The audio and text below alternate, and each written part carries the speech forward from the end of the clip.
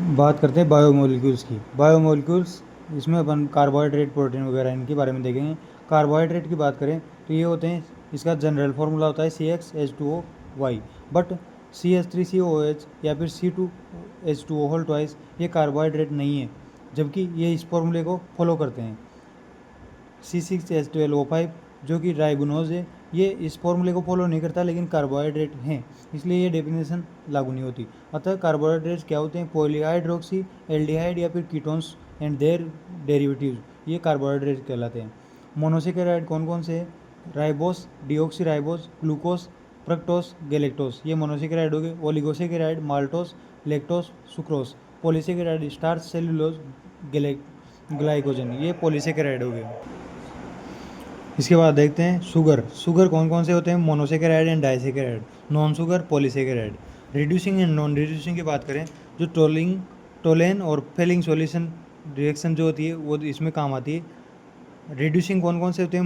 Monosaccharide, maltose और lactose, ये reducing होते हैं। और सुक्रोज जो होता है वो नॉन रिड्यूसिंग होता है, उसके साथ पॉलीसेकेराइड। इसको मैं बस एक ही बात याद रखनी कि सुक्रोज जो डाइसेकेराइड है, ओलिगोसेकेराइड, सुक्रोज ये नॉन रिड्यूसिंग होता है, पॉलीसेकेराइड सभी नॉन रिड्यूसिंग होते हैं। ग्लूकोज की बात करें तो इसमें ऑप्टिकल आइसोमर्स की संख्या देखें तो वो होते हैं 2 की पावर n जो है वो कायरल कार्बन की संख्या है। जैसे कि ग्लूकोज में 4 कायरल कार्बन है, तो इसमें ऑप्टिकल आइसोमर कितने होंगे? 2 की power 4 is equal to 16। Glucose के ऑप्टिकल आइसोमर होंगे 16। इस तरह से ये होता है डी ग्लूकोज, जिसमें OH राइट साइड में होगा। डी ग्लूकोज में OH जो है वो राइट साइड में होगा, और एल ग्लूकोज में OH जो है वो लेफ्ट साइड में होगा। इसके बाद ये इनेंशियोमर कहलाते हैं। डी और एल जो ग्लूकोज होते हैं वो इनेंशियोमर होते हैं, जो कि मिरर इमेज है, जो वन अनदर दोनों मिरर इमेज होते हैं। इसमें ये इधर लेफ्ट था, इधर राइट में आ जाएगा, यानी कि मिरर इमेज होते हैं, इसलिए इनेंशियोमर बोले जाते हैं। इसके बाद ग्लूकोज के में एनोमर्स की बात करें, एनोमर्स कौन कौन से होते हैं? अल्फा डी ग्लूकोज और बीटा डी ग्लूकोज। इनमें क्या होता है?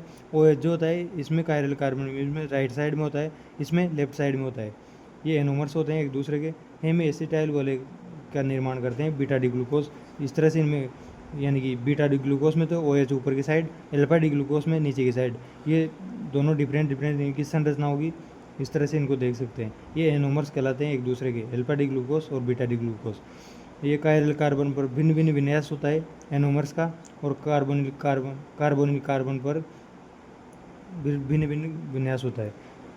इसके बाद देखते हैं म्यूटा रोटेशन क्या होता है? डी ग्लूकोज जो होता है वो म्यूटा रोटेशन दर्शाता है, वो बराबर होता है लगभग 52 डिग्री के। Alpha D glucose +90, beta D glucose +90 और अल्फा डी ग्लूकोज 112 के लगभग, यानी कि 52 डिग्री का इनमें लगभग अंतर होता है।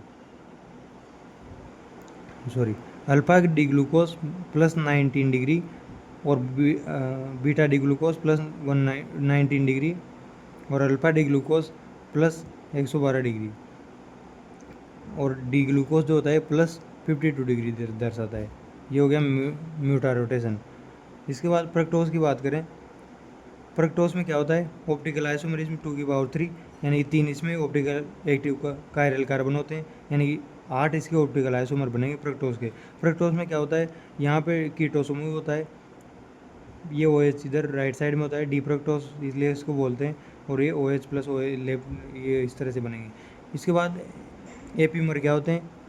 कायरल कार्बन पर भिन्न भिन्न विन्यास जो होता है वो होता है एपीमर्स का, बट नॉट कार्बोनिक कंपाउंड, यानी कार्बोनिल कंपाउंड होंगे उन पर भिन्न भिन्न विन्यास होगा तो एनोमर होंगे, और कार्बोनिल कंपाउंड नहीं होंगे और उन पर भिन्न भिन्न विन्यास होगा तो वो एपीमर कहलाएंगे। ये अंतर होता है एपीमर और एनोमर में। जैसे कि यहाँ पे देख सकते हैं डी मेनोस, ये डी मेनोस होता है, इसमें ये कायरल कार्बन इस पर, और डी ग्लूकोज, ये दोनों तो C2 पर एपीमर कहलाएंगे। ये C2 है, ये C2। यहाँ पर इसका जो विन्यास है, इधर OH लेफ्ट साइड में, इधर प्लस राइट साइड में, तो इनका जो ये विन्यास है वो C2 पर एपीमर के रूप में इनको देखते हैं, डी मेनोस या फिर डी ग्लूकोज। इस तरह से एपीमर कहलाएंगे क्योंकि कार्बोनिल कंपाउंड पर नहीं है ये कायरल कार्बन। इसके बाद अगर कायरल कार्बन कार्बोनिल कंपाउंड पर होगा, जैसे कि यहाँ पे डी ग्लूकोज और डी गैलेक्टोज, इसमें अगर C4 कार्बन देखें ये वाला, तो इसमें ये भिन्न भिन्न विन्यास दिखाएंगे।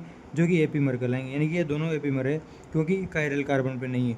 और अगर ये कायरल कार्बन जैसे कि यहाँ पे था उस पे थे तो एनोमर कहलाएंगे, यानी कि डी मेनोस ग्लूकोस डी ग्लूकोस और डी गैलेक्टोस ये एपीमर होते हैं, और अल्फा डी ग्लूकोस और बीटा डी ग्लूकोस ये एनोमर होते हैं, ये एपीमर होते हैं।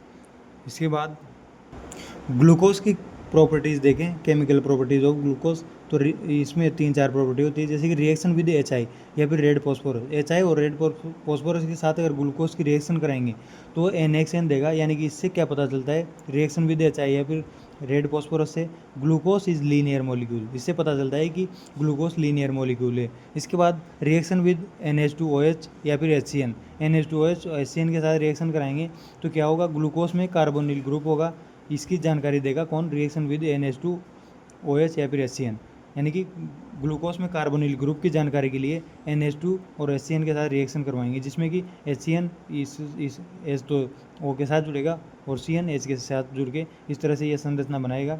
इसके बाद टोलेंस रिएजेंट के द्वारा क्या पता किया जाता है, जिसमें रजत दर्पण परीक्षण भी इसको बोला जाता है, जिसमें ये ग्लूकोज हो गया, इसमें CHO यानी कार्बोनिल समूह की जानकारी देगा टोलेंस रिएजेंट। जैसे कि यहाँ CHO ग्रुप है, यहाँ Ag2O Ag+1 में, और इस तरह से NH4OH प्लस AgNO3 ये मिलकर Ag2O बनाते हैं, अमोनियामय सिल्वर नाइट्रेट, अमोनियममय सिल्वर नाइट्रेट इस तरह से ये दिखाएगा।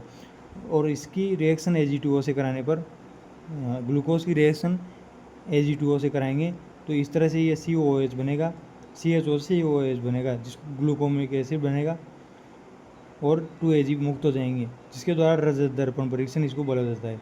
ये टोलेंस रिएजेंट के द्वारा होता है। इसके बाद ये ग्लूकोज जो है इसकी रिएक्शन अगर CuO से कराएंगे, यानी कि +2 ऑक्सीडेशन स्टेज, इसको फेलिंग रिएजेंट बोलते हैं, जो कि नीला होता है। फेलिंग रिएजेंट CuO होता है जो कि नीला होता है, इसकी रिएक्शन ग्लूकोज से कराएंगे तो यहाँ पे COOH बनेगा, इस 4 कार्बन चेन इस तरह से होगी, और Cu2O बनेगा जो कि लाल होता है, Cu2O बनेगा जो कि लाल होता है। नीले से लाल अगर कलर हो जाएगा तो वो फेलिंग सॉल्यूशन का टेस्ट देगा, यानी कि ग्लूकोज फेलिंग सॉल्यूशन का टेस्ट देता है, और रजत दर्पण परीक्षण टोलेंस टेस्ट भी देता है। इसके बाद एसिटिक एनहाइड्राइड के साथ रिएक्शन कराएंगे, इस तरह से एसिटिक एनहाइड्राइड के साथ ग्लूकोज की रिएक्शन कराएंगे तो ये ग्लूकोज को पेंटाएसीटेट के रूप में दिखाता है, यानी कि इससे प्रूफ होता है कि ग्लूकोज में 5 OH समूह होते हैं। एनहाइड्राइड के साथ रिएक्शन कराने पर यह कंफर्म होता है कि ग्लूकोज में 5 OH समूह होते हैं, इस तरह से रिएक्शन होगी। इसके बाद फिनाइलहाइड्राजिन के साथ रिएक्शन कराएंगे, ये फिनाइलहाइड्राजिन है, इसके 3 मोल के साथ ग्लूकोज की रिएक्शन कराएंगे तो वो ओसाजोन बनाएगा, ये फाइनली ओसाजोन बनेगा, जिसमें कि इस तरह से ये रिएक्शन होती है। 3 मोल होते हैं, 1 मोल किसमें काम आता है, यहाँ के CHO में, जिसके द्वारा ये यहाँ से -H2O निकलेगा, और इसमें क्या हो जाएगा, ये इससे CHO से रिएक्शन करके NH ये C5H बनाएगा। इसके बाद दूसरा जो 1 मोल है वो कहाँ पे काम आएगा, फिनाइलहाइड्राजिन का, वो यहाँ पे इससे रिएक्शन करेगा। पहला तो यहाँ पे रिएक्शन किया था, दूसरा यहाँ के 1 वाले OH से रिएक्शन करेगा और क्या बनाएगा, इसमें से -NH3CH2 ये निकाल के ये था इसे ही पहले, और यहाँ पे C डबल बॉन्ड आ जाएगा और इस तरह से ये कंपाउंड बनेगा। इसके बाद तीसरा जो फिनाइलहाइड्राजिन है वो किससे रिएक्शन करेगा, तीसरा फिनाइलहाइड्राजिन इससे रिएक्शन करेगा और वापस, यानी कि इससे रिएक्शन करेगा तीसरा मोल, और इस तरह से ये चीज़ बनेगी, इसको ओसाजोन बोलते हैं, यानी कि ओसाजोन बनेगा। पहला तो कहाँ यहाँ रिएक्शन करेगा, दूसरा यहाँ रिएक्शन करेगा, और तीसरा भी वापस यहाँ इसमें जो डबल बॉन्ड वो बनेगा ये वाला यहाँ पे रिएक्शन करेगा। इस तरह से ये फिनाइलहाइड्राजिन के साथ ग्लूकोज की रिएक्शन होगी। इसके बाद रिएक्शन विद ब्रोमीन वाटर के साथ अगर ग्लूकोज की रिएक्शन कराएंगे तो एल्डिहाइड ग्रुप होने की जानकारी देता है ब्रोमीन वाटर के साथ रिएक्शन, यानी कि ब्रोमीन वाटर के साथ रिएक्शन अगर ग्लूकोज की कराएंगे तो उससे पता चलता है कि ग्लूकोज में एल्डिहाइड ग्रुप होता है, जैसा कि यहाँ पे CHO के बाद में COOH बन जाता है और ग्लूकोनिक एसिड इनमें प्राप्त होता है। अब बात करते हैं डाइसेकेराइड की। डाइसेकेराइड में माल्टोस की बात करें तो माल्टोस अल्फा डी ग्लूकोस और अल्फा डी ग्लूकोस मिलकर माल्टोस बनाते हैं। इसमें 1,4 ग्लाइकोसाइडिक बॉन्ड पाया जाता है। इसमें CHO जो फ्री होता है, ये CHO ये अपचायक के रूप में काम आता है। इस तरह से ये माल्टोस की संरचना होगी। इसके बाद लैक्टोस की बात करें तो लैक्टोस में बीटा डी गैलेक्टोस और बीटा डी ग्लूकोस, लैक्टोस में बीटा डी गैलेक्टोस और बीटा डी ग्लूकोज मिलकर लैक्टोज बनाते हैं। और इसमें C1C4 बीटा ग्लाइकोसाइडिक बॉन्ड होता है। इसमें C1C4 अल्फा ग्लाइकोसाइडिक बॉन्ड, इसमें C1C4 बीटा ग्लाइकोसाइडिक बॉन्ड इस तरह से होता है। और ये जो CHO फ्री है वो अपचायक के रूप में काम करेगा, यानी कि रिड्यूसिंग नेचर इनकी होती है। इसके बाद सुक्रोज की बात करें, सुक्रोज में इन्वर्ट शुगर इसको बोलते हैं। जल अपघटन के पश्चात प्रकाश तल को घुमाने की दिशा जो बदली जाती है, इन्वर्ट शुगर इसलिए इसको बोलते हैं क्योंकि ये इसको दिशा बदल देता है। जैसे कि सुक्रोज जो डेक्स्ट्रो होता है, ये जल अपघटन के पश्चात ग्लूकोज और फ्रक्टोज में बदलता है, डी ग्लूकोज और एल फ्रक्टोज में, यानी कि एल ज़्यादा होता है डी से, और इसका विन्यास चेंज हो जाता है, यानी कि डेक्स्ट्रो से लीवो हो जाता है ये इस तरह से। ये सुक्रोज की बात करें तो ये अल्फा डी ग्लूकोज और बीटा डी फ्रक्टोज मिलकर सुक्रोज बनाते हैं। अल्फा डी ग्लूकोज और बीटा डी फ्रक्टोज मिलकर सुक्रोज बनाते हैं, जिसमें कि C1C2 ग्लाइकोसाइडिक बॉन्ड पाया जाता है इस तरह से। ये अल्फा डी ग्लूकोज हो गया, ये बीटा डी फ्रक्टोज हो गया, दोनों मिलकर सुक्रोज बनाएंगे। इन जो चूँकि इनमें CHO फ्री नहीं होता, यहाँ पे CHO फ्री नहीं होता, इसलिए ये नॉन रिड्यूसिंग होते हैं। इसके बाद देखते हैं पॉलीसेकेराइड। पॉलीसेकेराइड में स्टार्च जो होते हैं वो अल्फा डी ग्लूकोज का बहुलक होते हैं स्टार्च। स्टार्च में अमाइलेज 10 से 15% और अमाइलोपेक्टिन 80 से 85%। अमाइलेज लीनियर होता है, अमाइलोपेक्टिन ब्रांच जो होता है। C1C4 ग्लाइकोसाइडिक बॉन्ड पाया जाता है अमाइलेज में, जो कि जल विलेय होता है। लीनियर जो होता है और जल विलेय होता है। C1C4 ग्लाइकोसाइडिक बॉन्ड अमाइलोपेक्टिन में ब्रांच जो होता है, और C1C4 and C1C6 glycosidic bond पाया जाता है और अविलेय होता है जल में। इस तरह से स्टार्च का क्लासिफिकेशन हो गया। इसके बाद सेलुलोज। सेलुलोज जो होते हैं बीटा डी ग्लूकोज का रेखीय बहुलक होता है। सेलुलोज बीटा डी ग्लूकोज का रेखीय बहुलक होता है। इसके बाद न्यूक्लिक एसिड की बात करें, DNA और RNA, न्यूक्लियस, माइटोकॉन्ड्रिया, क्लोरोप्लास्ट और साइटोप्लाज्म, RNA साइटोप्लाज्म, इन सब में पाए जाते हैं।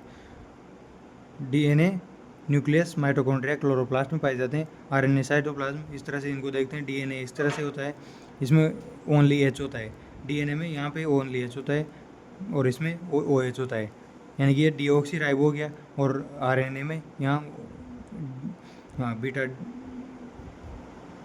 ऑक्सी राइबो हो गया। इसके बाद बात करते हैं प्यूरिन की। प्यूरिन कौन से होते हैं? इस तरह से प्यूरिन की संरचना होती है, जिसमें नाइट्रोजन युक्त हेट्रोवले होती है। ये हो गया प्यूरिन। ये हो गया पिरामिडिन इसे एक ही वलय होती है, जिसमें 2 नाइट्रोजन, और प्यूरिन में 4 नाइट्रोजन होते हैं, 2 वलय होती है। पिरामिडिन से साइटोसिन, जिसमें साइटोसिन में क्या होगा, यहाँ डबल बॉन्ड O और यहाँ NH लग जाएगा, NH2। यूरेसिल में यहाँ डबल बॉन्ड O, यहाँ भी डबल बॉन्ड O लग जाएगा। थायमिन, ये सब पिरामिडिन्स होते हैं।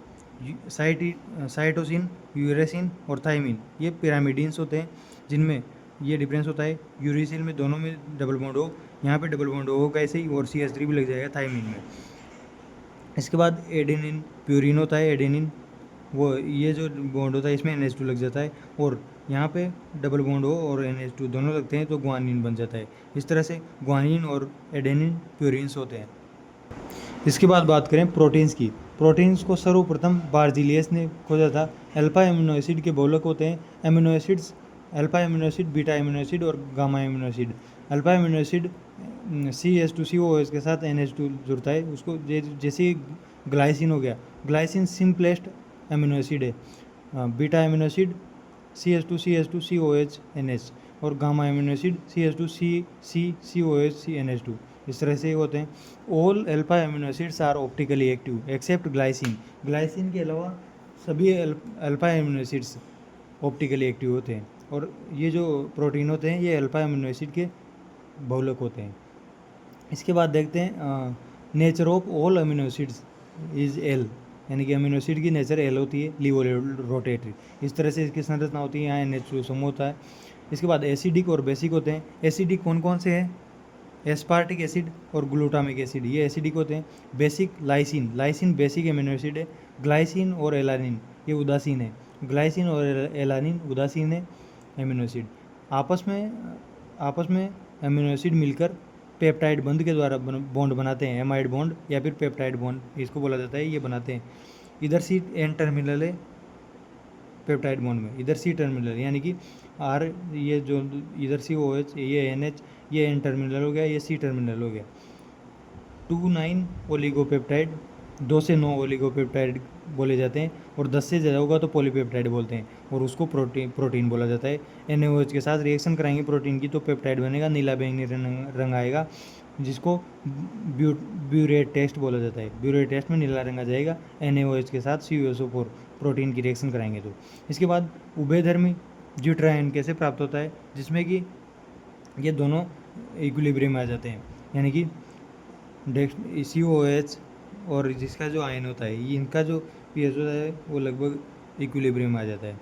इसके बाद बात करें प्रोटीन्स की। प्रोटीन तंतुमय भी होता है, गोलाकार होता है। तंतुमय प्रोटीन केराटिन होता है और मायोसिन होता है। गोलाकार प्रोटीन इंसुलिन होता है और एल्ब्यूमिन प्रोटीन, ये गोलाकार होते हैं। इसके बाद विकृतीकरण, 3 डिग्री का टेम्परेचर के और pH के द्वारा 1 डिग्री में बदलना विकृतीकरण कहलाता है। जैसे कि दूध से दही में बदलना, अंडे को उबालने पर ठोस होना। आइसो इलेक्ट्रिक पॉइंट होता है कि ऑन इलेक्ट्रोलाइसिस अमीनो एसिड किसी भी इलेक्ट्रोड की ओर गति नहीं करता है, जिसको आइसो इलेक्ट्रिक पॉइंट बोलते हैं।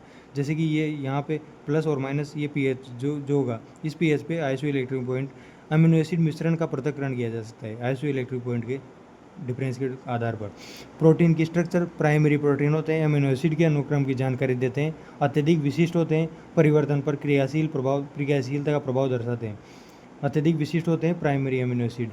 इसके बाद सेकेंडरी जो होते हैं उसमें प्राइमरी के हाइड्रोजन बॉन्ड के कुंडलन पाए जाते हैं, जैसे कि अल्फा हेलिक्स और बीटा हेलिक्स। अल्फा हेलिक्स कुंडलित होते हैं क्लॉकवाइज और बीटा हेलिक्स परतदार होते हैं। टर्शियरी प्रोटीन की बात करें तो हाइड्रोजन बॉन्ड इनमें पाया जाता है, peptide bond, van der Waals attraction, ionic और डिस डाइसल्फाइड बॉन्ड, ये सब टर्शियरी में पाए जाते हैं। Active form of protein, protein का एक्टिव फॉर्म टर्शियरी होता है। 3 डिग्री प्रोटीन ज़्यादातर पाए जाते हैं, जैसे कि नोट प्रोलीन जो होता है एक साइक्लिक अमीनो एसिड है, प्रोलीन साइक्लिक अमीनो एसिड है। इसके बाद टेट्रनरी क्वाटरनरी जो प्रोटीन होते हैं वो 2 से अधिक पॉलीपेप्टाइड चेन होती है। इसका एग्जांपल है हीमोग्लोबिन। इसकी स्ट्रक्चर, इसमें हीमोग्लोबिन में पॉलीपेप्टाइड चेन होती है, 4 पॉलीपेप्टाइड चेन होती है, 2 अल्फा 2 बीटा, और इसमें 574 अमीनो एसिड के लगभग पाए जाते हैं। इसके बाद जटिलता, स्थायित्व और घुलनशीलता का जो ऑर्डर है वो 1 डिग्री से ज़्यादा 2 डिग्री में, फिर उससे ज़्यादा 3 में, फिर 4 डिग्री में होता है। इस तरह से ये हो गया अपना बायोमोलिक्यूल्स।